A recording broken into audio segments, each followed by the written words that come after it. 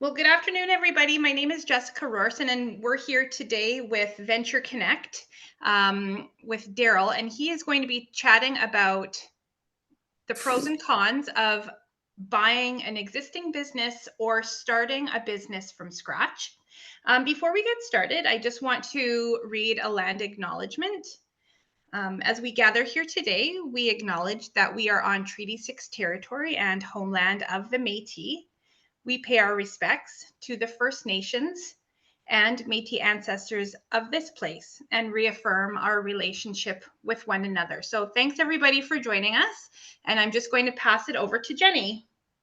Good afternoon, everyone. We're back after our summer hiatus of sessions, and we're starting off with I think a very good topic. Buying versus starting a business from scratch.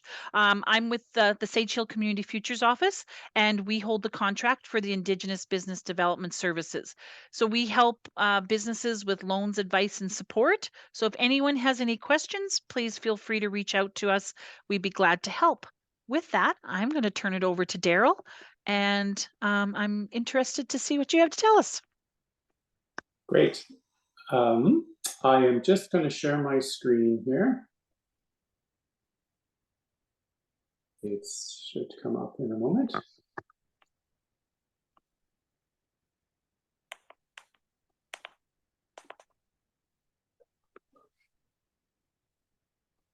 Can everyone see that? See the presentation? Yes. Okay, good. Thanks. Thank you for your time today. I appreciate the opportunity to talk to you. And on I think, a very interesting topic. We're going to discuss the pros and cons of buying a business as opposed to starting your own. So there's more than one way to become an entrepreneur. One of the ways that you can do this is to buy a business and perhaps avoid some of the startup pains. This workshop has been designed to provide guidance, expertise, and real-life examples about the art of buying a business. So we're going to talk about the advantages of buying over starting fresh, how to find the right business match for you, and how to avoid some of the pitfalls for buying. Right off, there's a number of really significant advantages to buying rather than starting a business. First one is that everything is ready to go. You don't have to do a bunch of planning. You don't have to work on things and wait for things that are outside of your control to get your business started. It's already going. Secondly, there are better financial options for you. It's quite difficult. Most of the time, it's quite difficult to get funding for a startup business or a significant amount of funding. And there are more options for you when you are taking over a business that already has a track record. Another advantage is that you can learn from someone else's experience. Someone has been running the business for a number of years. They've tried a number of things, likely some successfully, some not. And you can take what they've done and build on that.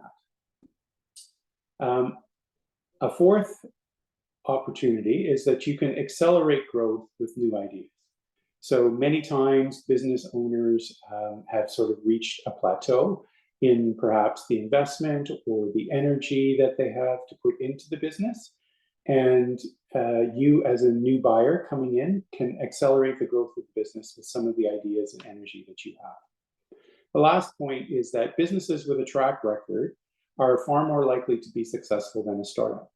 And I know we all look at startups as, our dream to have a business, but 9 times out of 10, well, not 9 times out of 10, but many times greater chance for a business that's already existing to survive and survive 5 or more years than a startup. So it is really worth it. Owning your own business can be a very worthwhile experience. You're here, you're looking at this because you understand some of the opportunities and some of the perks of this. You get to decide your own hours, choose who you work with, and call the shots. Buying instead of starting your own, as we talked about, provides many advantages. But most of us aren't serial entrepreneurs, so the business purchasing process can be difficult and stressful. But with the right help, you can navigate that successfully. So don't let the unknown stop you from what could be a very satisfying choice for you. So a big reason why it's a good idea to buy a business rather than start is that it's simply a buyer's market. There are fewer buyers and more businesses for sale, and that equals a very challenging market for sellers. 98% of all businesses in Canada are small businesses. And the majority of those business owners are older and are thinking about retiring soon. At least 40% of business owners will exit their business in the next 5 years. That's a lot of businesses that need new owners, and there's far more business that need owners than there are buyers looking for a business. So that keeps the prices low and creates a real opportunity for buyers. Now, as I mentioned, most of us don't do this regularly or over and over, so it can be a little daunting to think about purchasing a business and how that works. Every business purchase happens by moving through the same 4 stages. So there is help for you. There's a thumbnail here, a picture of a booklet that we have called Pathway to Successful Business Purchase, which you can request from your Community Futures or Venture Connect. And that can walk you through these 4 steps in a lot more detail than what we're going to go through today. But I will walk through these 4 stages of searching, assessing the business, investing, and then launching yourself in your new business. So the search step is the first one. And this one is, it can take a long time for people. It can be difficult to figure out exactly what you want. So there's a few questions you can ask yourself to try to understand your own motivations. And once you have a handle on what it is that you really want out of this, it will help you target your approach and focus on the kinds of businesses that will give you what you want. So some of the questions to consider are, what kind of business or industry am I interested in?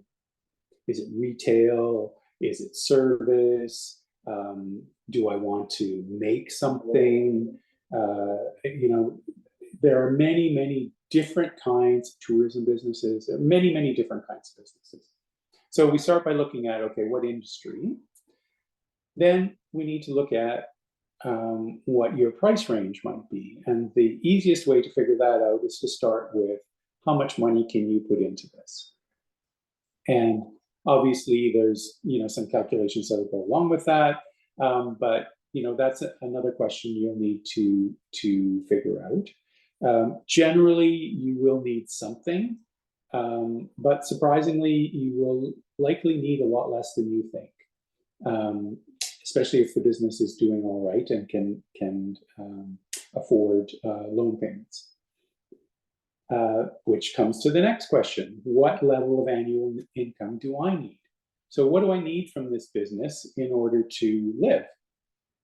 What area am I interested? What region? What community? Am I open to different things? How will I sort of narrow that down? Another question that does matter is, how many employees does the business have? Are you comfortable with employees? Do you just want to sort of run your own show, or maybe with a helper? Or are you comfortable with, having more employees and managing people and trying to get the most out of your staff? Another interesting, decision to make is, are you interested in a seasonal business? Sometimes there are lots of businesses like that in tourism industry or others, where you can have some time off for yourself in the off season. So this is often quite interesting for people who are sort of pre-retirees, maybe a little bit older, but not quite ready to retire. So we've started. You've asked yourself some of these questions. Now, you have an idea, so you've got, you can sort of figure out your brief of what your business should look like. How are you going to go about finding it? So there are many ways. Most of the time today, online is the most popular. There are quite a number of business-only for sale sites, websites that you can look at and search through.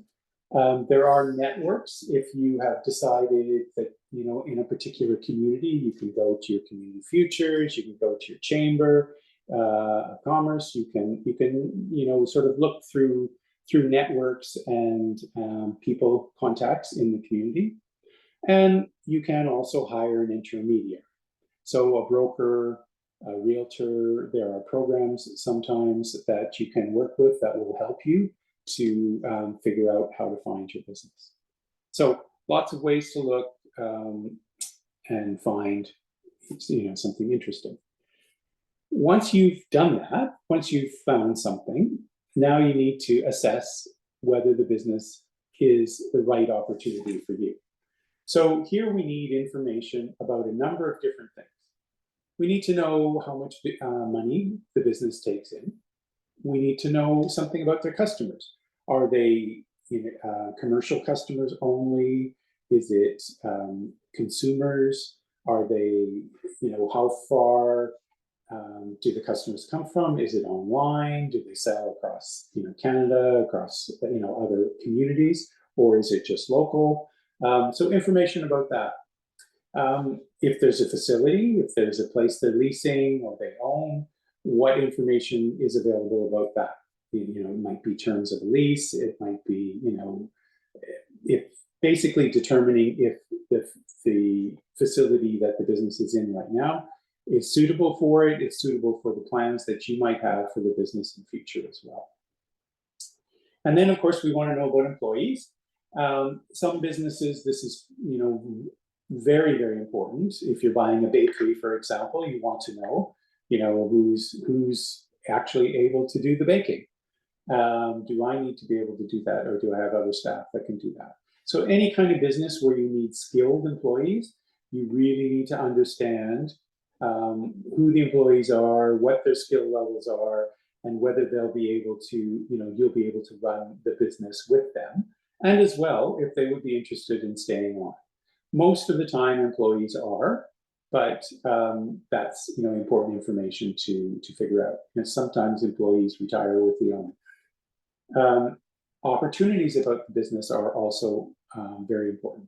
What kind of opportunities to grow are there that the owner sees? You may see some yourself as well, but it's always a good question to ask the owner what opportunities that they see that they think that you could take advantage of to grow the business.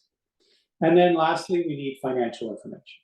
So this is where we need things like an income statement and a balance sheet to see exactly how the business is doing, what the profitability is like, and that kind of thing. Knowing the right questions to ask when you're assessing a business can help you look prepared and capable of running the business, which is really positive in building trust with the seller.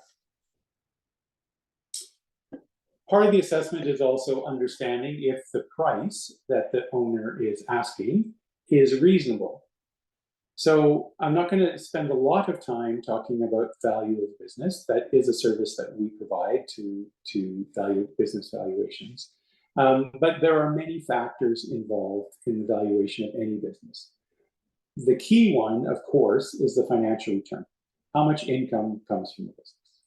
But other factors do contribute as well. The type of business, the predictability, are there lots of up and downs? How tied are the customers? What's the potential? How much money do I have to put into this? All of these things actually also do affect the value of the business. One thing that is important to sort of have an understanding of before you start looking at business is that most owners, unfortunately, let things slide. Only 5% of business owners actually sell their business at its peak strength. Most of the time, especially if owners are retiring, they will build the business up and then they will take their foot off the gas and kind of coast a little bit. And when that happens, usually the income starts to go down a bit. And so most businesses are sold, at some point after their peak days. So it's really good to understand what the past track record of the business has been, and then to make an assessment of how quickly you could possibly get it back to what it was before. Many times it simply needs more energy than the current owner, who's older and has been doing it a long time, is prepared to put into the business. Or it may need, some other things, some technology, some new ideas, that kind of thing. Obviously, you want to be careful if the business has really lost value and is in bad shape. But most of the time, as long as the seller is reasonable about their price, businesses, even though they aren't what they once were, can really bring good value for a buyer and can be salvageable, and you can take them and generally grow quite quickly. And most of the time, there still is income, there's still cash flow for you. So that's all a positive to help you give you something to build on. I talked about the financials. So most people buying a business are not comfortable or particularly skilled at reviewing financial statements. It doesn't need to be daunting. There's places to get good advice. But what I tend to look at are, I've listed a few things here. So first is profit. Is the business profitable? As I mentioned, how far has the owner let things slide? Is the owner taking a lot of perks? So when you're a business owner, there are what I call perks, which are basically things that the business can pay for you. Most of the time when we're starting out a business, we need the cash flow, and so we don't do a lot of that. But after someone's owned a business a long time, they tend to have the business pay for their vehicle. You'll see things like, some pretty high cell phone bills, sometimes some travel. You might see, all kinds of things that the business has paid for, medical insurance, a bunch of different things. So those are kind of helpful to understand because they may not be expenses that you have. And so when you take over, your bottom line might become much healthier right away, simply because you're not used to taking those perks and you don't need them. Second thing, the revenue. What's it like? Is it decent for that kind of business? Is it growing? Is it declining? How much? What's the trend? Wages. What kind of wages are staff getting? Are they reasonable? Do you have employee information? Is the owner paying themselves a wage, or are they just taking profit? So, those are all things that are really helpful to know. When you're looking at costs, sometimes, if you're not familiar with the business, it can be really difficult to kind of see anything in those costs. But one of the things that I always look for is there anything excessive? Do they go up and down in any one category, year over year? What's happening? And if you see big swings, then you probably want to ask, why is it this line so much in this year, but then not in that year? And then you can figure out what's realistic going forward, for if you decide to buy the business. Opportunities, I mentioned before, they're worth mentioning again. Do you think you can grow this quickly? How much revenue or income can you add? A very important thing is the assets. Do you know what's included in the sale? I always encourage sellers to create an asset list. And as a buyer, you should ask for one. If you decide to go further and possibly buy the business, when you go for a loan, you're going to need it. So, they don't have to list every little thing, but the major things, furniture, leasehold improvements, vehicles, tools, depending on the kind of business, any other kind of equipment, all of that, there should be a list and, some value attached to it. because that's something that's, that's what you're buying along with the cash flow. And your bank or credit union or community futures is going to need to know. Lastly, facilities. Is there a lease? When does it expire? Do rates change? What's the situation? So now we've assessed the business and we're still interested, and we've decided we're going to go ahead and make an offer. So this stage of investment includes making an offer, arranging financing, and then doing some due diligence before the purchase is completed. The most common way to make an offer is by creating a letter of intent. That's a document that outlines the key terms and expectations of the buyer and seller in the purchase. Now, without getting too complicated and having your eyes glaze over, if you go talk to the lawyer, they will tell you in point 2, a letter of intent can be binding or non-binding. Basically, that just means you can write down an agreement, and you can say at the end of it, but we can both change our minds at any time, or you can say you can't change your mind. As a buyer, I would never advise anyone to do a non-binding letter of intent. A binding one is the only way that I would go forward as a buyer. That's a real agreement. It still will have subjects. So as a buyer, that gives you time to complete specific due diligence and to get your financing in order. And if that doesn't come about, you can still get out of the deal. But the seller can't change their mind and decide to sell it to someone else, or decide not to sell it. Sorry, my light keeps going out. So you really want to go ahead and keep it simple and not have to renegotiate down the road. Any letter of intent is very positive for building deal momentum. Sellers will rarely make any concessions on price or other issues until you as a buyer take this step and put something in front of them. And the letter of intent, I always encourage that you should do it before you go for financing. It just helps streamline the financing process, and it makes sure that it helps not waste your time and waste the financer's time.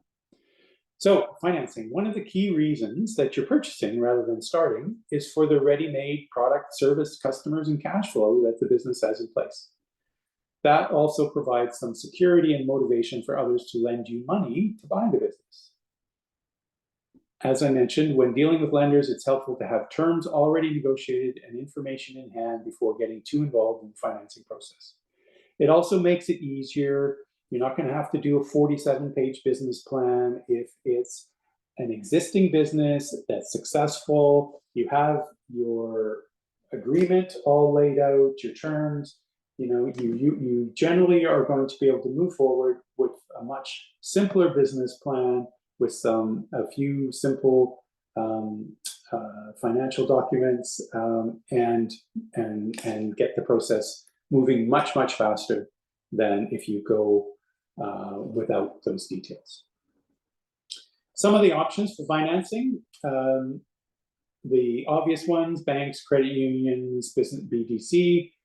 Usually those entities are based on asset values. Depending on your bank or your credit union or BDC, they often only lend for certain types of businesses, and they may have, equity, down payment, pretty strict rules about things. Community futures is more universal for all business types and situations. And depending on the situation, it can be individually, they are, there's limits on how much, but sometimes in some places they do syndication or can be combined with other funding, so to help you get whatever amount you need. A third sort of group is organizations like Futurepreneur, Women's Enterprise, and Indigenous lending arms. These are dependent on the buyer, on who you are, and some of them are limited amounts, some of them are, really, really good. So there's certainly something to check out depending on your situation. And then lastly, there are some industry-specific. Farm credit is one that comes up from time to time, and there are others. So that's sort of the traditional usual. The last one is the seller themselves. Most of the time since the pandemic, there is some amount that, whether you want to call it vendor financing, seller financing, or I just prefer to call it paid over time. So, but it's pretty common that some amount of the business purchase price will be paid over some period of years. Might be 2, 3, might be 5 years. And most sellers initially may be a little hesitant to do that, but most of them will come around. And if everything else works out, most in the end are open to that option.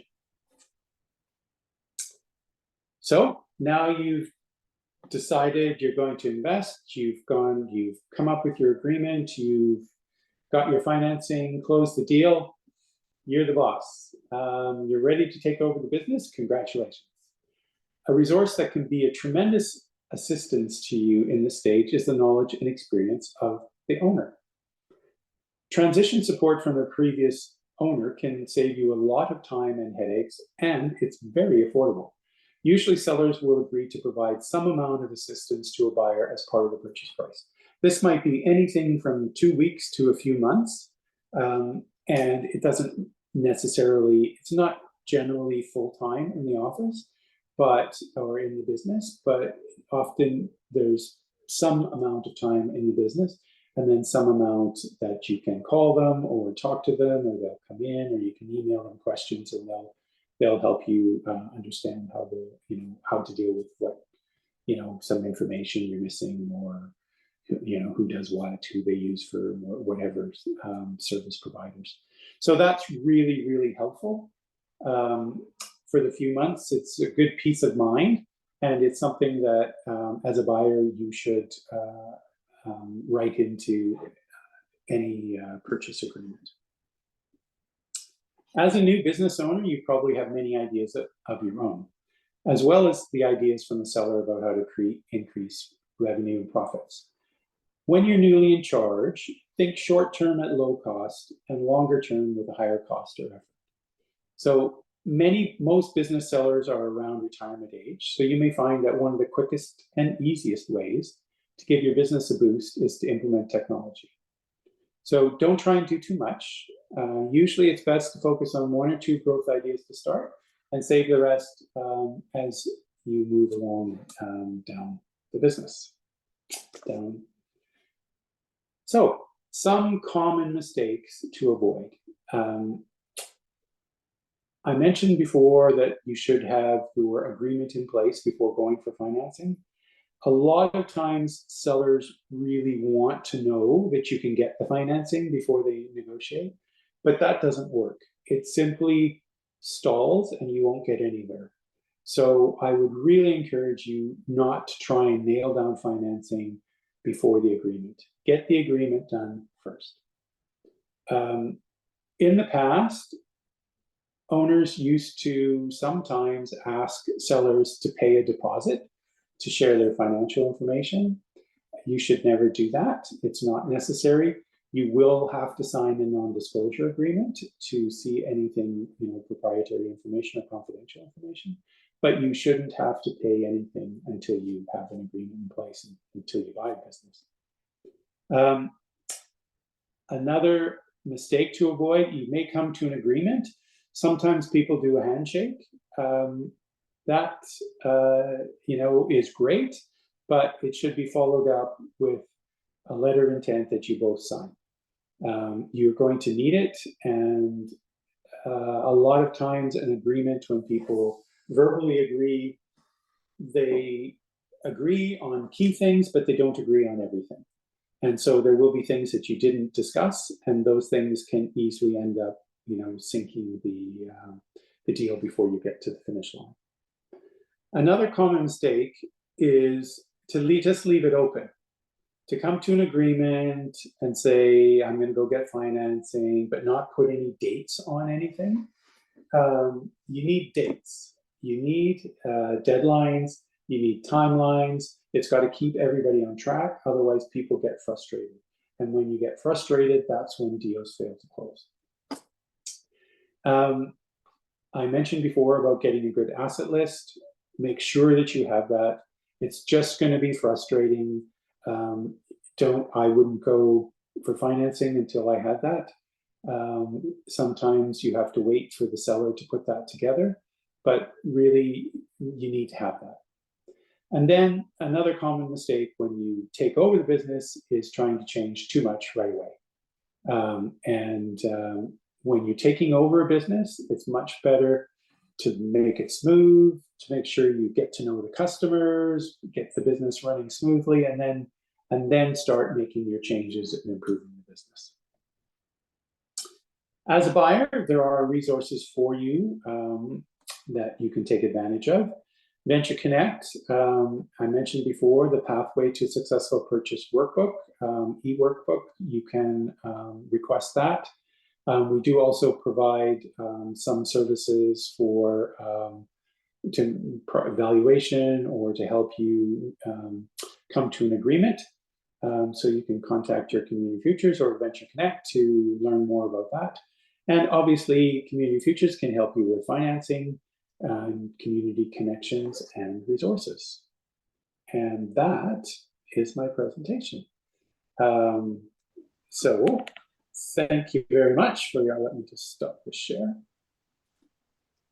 That's great. That was very informative. I wish I would have sat in on something like this before my husband and I bought our business. We're going on year number 9, and I had worked in the Community Futures office, but you gave a really good list on a bunch of the questions to ask. Ours kind of fell in our lap one day, and somebody asked if we wanted to buy it, and then we were scrambling. And if we would have had some of those questions, they would have helped us. Yeah, well, and you're no different than everybody else. I mean, I was the same way. So, I stumbled through it, and, I've been doing this for 11 years, and it's not nearly as hard as it is for most people. It shouldn't be as hard. It doesn't have to be. With a little bit of guidance, you can save so much frustration for people. And unfortunately, I often come in a bit too late for people. They go out, they get really frustrated, they, both buyer and seller, and they don't and they make those mistakes, right? And then things stall, and then don't know how to keep the momentum, because everything's about momentum in a deal, right? Everything is about feeling good, the trust, as soon as you walk into Community Futures and, you get somebody with a loan, enthusiasm, you like them, you like the business, and then all of a sudden you're not getting the stuff you need. You're not getting a list. You're not getting this. And they're struggling. And now you're getting frustrated, and they're getting frustrated, and nothing's happening. And then they go, forget it. And it's a shame, because it doesn't happen. It is. Oh, no. And I think that the key to it all is reaching out for help. I know one place where we turned to was to our accountant, because we had a trusted accountant that we had used for many years for our farm business, and we trusted him, and he was able to sit down with us and go through those financials and answer all those questions that you had listed. And that was the best thing we did. And it actually kept us moving and gave us some momentum, like you said, to keep going. So reaching out and getting help is the key one. If you don't know, don't be scared to ask. Yes. No, this was very informative. That was great. Thank you so much, Very Daryl. great. Thank you, Daryl. I'm going to just stop the recording.